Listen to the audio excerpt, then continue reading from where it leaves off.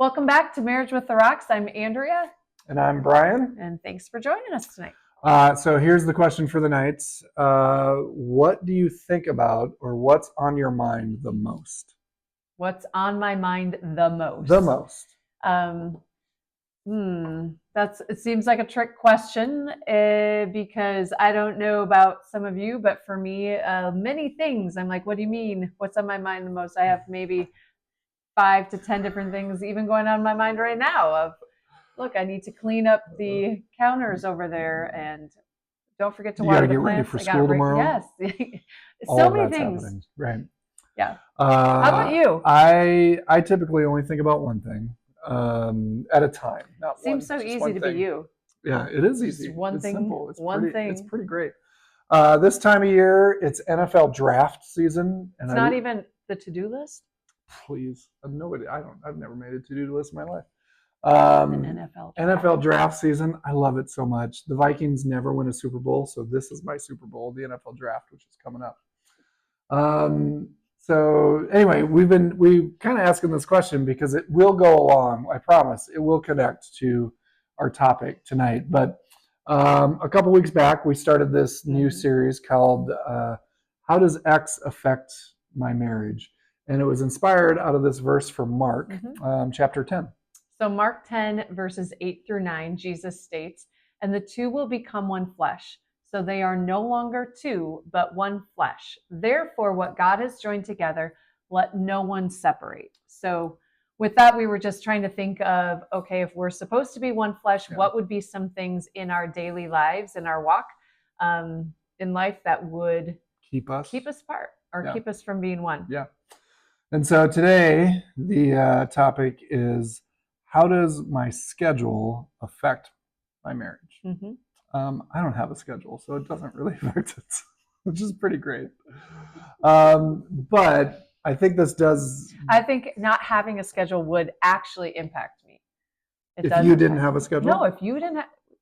You saying I don't have a schedule, so that creates stress in my life. Yeah, I have things on my calendar. Like I got even when you don't have things on your calendar, you should have things on your calendar. So that just automatically creates stress in our marriage.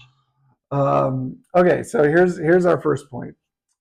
We spend time with what we value most. We spend time with what we value most. And this is where kind of the first question came from. What do you think about most often? Oftentimes, what occupies our mind the most is what we value most. I worked with a gentleman at another church, and he would always say, "Show me your calendar and show me your checkbook, and I will show you what you value most. What you spend your money on and what you spend your time on. I'll show you what you value." And so I think what we spend our time on, like that really shows what we value. What do you spend most of your time on? What would your calendar show that you value most? It's maybe not my calendar, but it's definitely the to-do list, I think. Yes. You had to point that out to me. And so I was like, oh, very good point. Like that is constantly on my mind. And so I'm always wanting to not forget to do X or something. And so that definitely puts a priority in my mind of like, don't forget to do this. And then you need to do this, and don't forget to do that. And then you need to do this. And so I very rarely, not going to lie, think of you.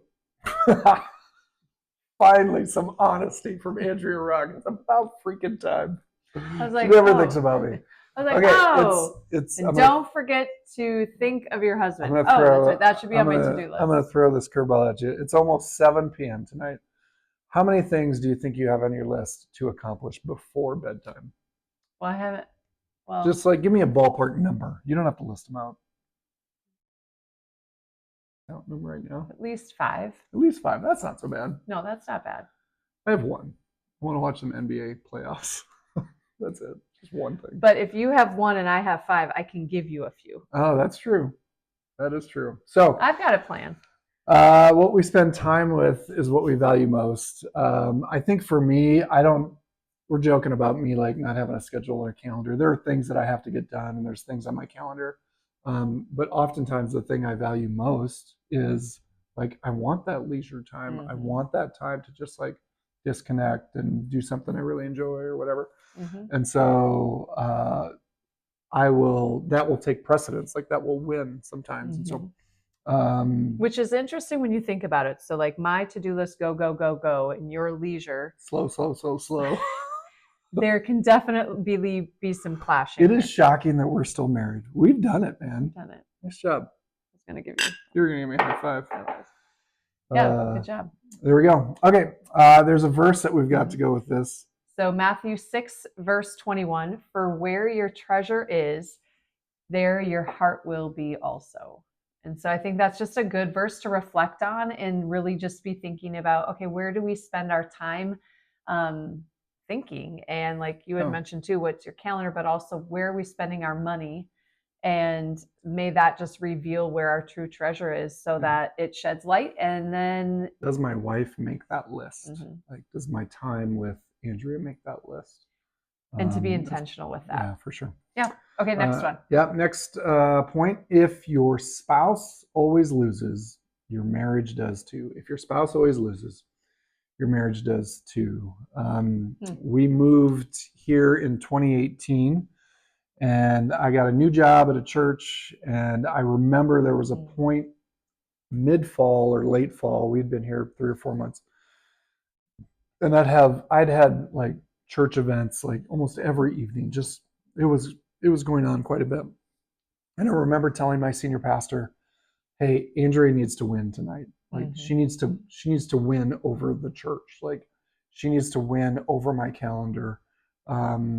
And so I do think there's something to, if your spouse is always losing, if they're losing out to the things that you have to do, the things you'll have fun doing, your work, man, if they're always losing, that's going to create bitterness. It's going to create contempt.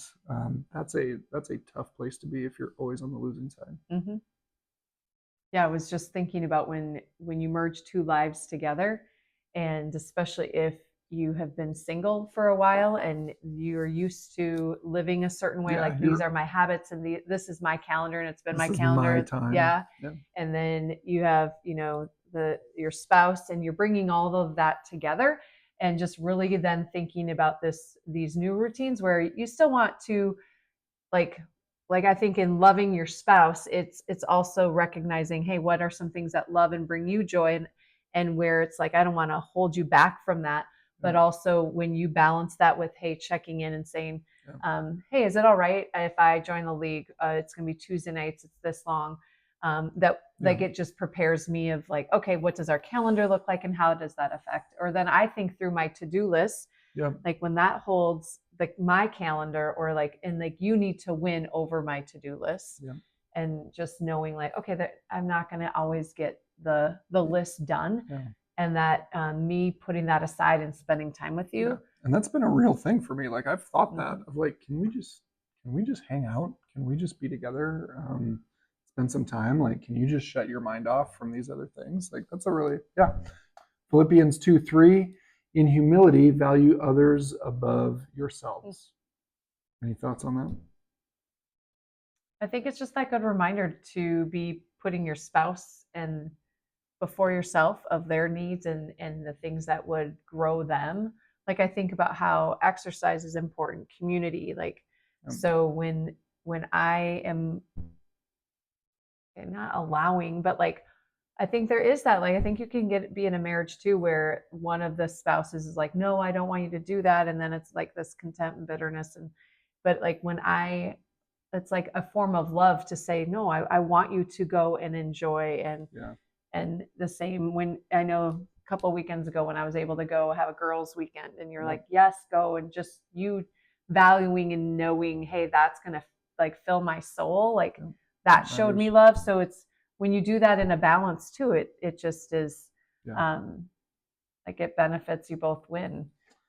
Value others above yourselves. Like that's what Jesus, his example was to us. Like he valued us more than he valued his own life. And so if that's our example, we're going to try to do that for each other in our marriage. Not always going to succeed at that, but we're going to give it a shot. Give it a shot. All right. The 2 points, we spend time with what we value most. And if your spouse always loses, your marriage does too. Have a conversation about that this week. See if you learn anything new. See you later.